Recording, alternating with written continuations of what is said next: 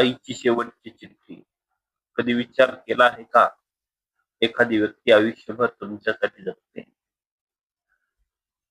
पण तिचं प्रेम तुम्हाला तेव्हा समजतं, जेव्हा ती कायमची दूर निघून गेलेली असते.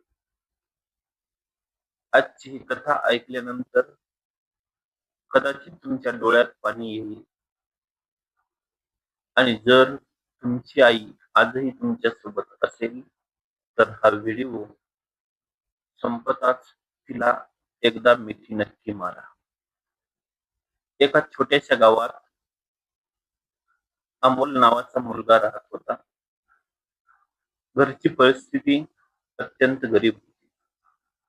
वडील लहानपणीच गेले होते. आई शांता लोकांच्या शेतात मजुरी करून मुलाला शिकवत होती. दररोज सकाळी ती 4 वाजता उठायची. स्वतः उपाशी राहून मुलासाठी डब्बा भरायची. पण अमोलला वाटायचं, आई माझ्यासाठी काहीच करत नाही. काळ पुढे सरकत गेला. अमोल अभ्यासात हुशार होता. शहरात नोकरी लागली. गाव सोडताना आईच्या डोळ्यात आनंद आणि विरह दोन्ही होते. आई म्हणाली, "बाळा, मोठा हो, पण माणुसकी कधी सोडू नकोस." अमोल म्हणाला, "हो आई." शहरात गेल्यानंतर सगळं बदललं. मोठा पगार, मोठं ऑफिस, मोठे मित्र आणि हळूहळू आईचे फोन त्याला त्रासदायक वाटू लागले.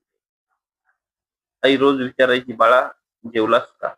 तो चिडून म्हणायचा, "आई, मी लहान नाही." तरी आई दुसऱ्या दिवशी पुन्हा फोन करायची.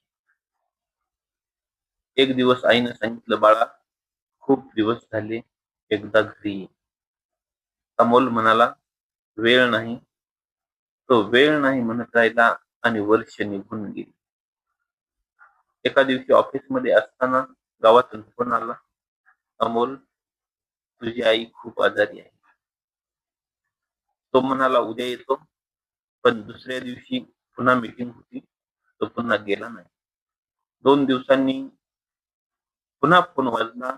यावेळी फक्त एवढंच ऐकू आलं, "अमोल, आई गेली." त्याच्या हातातून मोबाईल खाली पडला. तो धावत गावात पोहोचला. संपूर्ण घर शांत होते. आईचा फोटो समोर होता. त्याने पहिल्यांदाच मनापासून रडायला सुरुवात केली. पण आता उशीर झाला होता.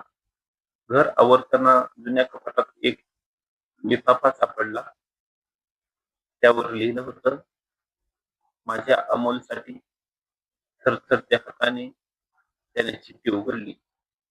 त्यात लिहिलं होतं, "बाळा, तू माझ्यापासून दूर गेलास म्हणून मला राग नाही. तू मोठा झालास याचाच मला अभिमान आहे. मी फक्त एकच इच्छा केली होती, माझ्या शेवटच्या दिवशी तू माझ्याजवळ असावंस." जर ही चिठ्ठी तू वाचत असशील, तर समज मी तुझ्या शेवटच्या श्वासापर्यंत प्रेम केलं. चिठ्ठीवर अश्रू पडत होते. अमोल जोरात रडत होता. "आई एकदा तरी परत ये." पण उत्तर देण्यासाठी आई नव्हती. त्या दिवसानंतर अमोलने स्वतःच आयुष्य बदललं. दर महिन्याला तो वृद्धाश्रमात जाऊ लागला.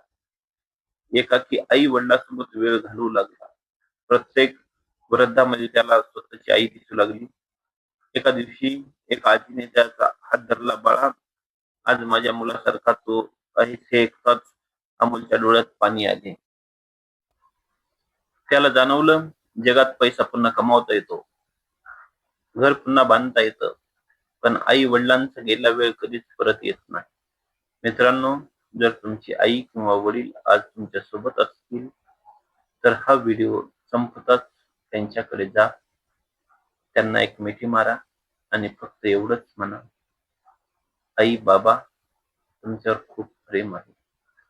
कदाचित ही 4 शब्द त्यांच्यासाठी जगातील सर्वात मोठी भेट ठरेल. आणि जर ही कथा तुमच्या मनाला स्पर्श करून गेली असेल, तर हा व्हिडिओ शेअर करा.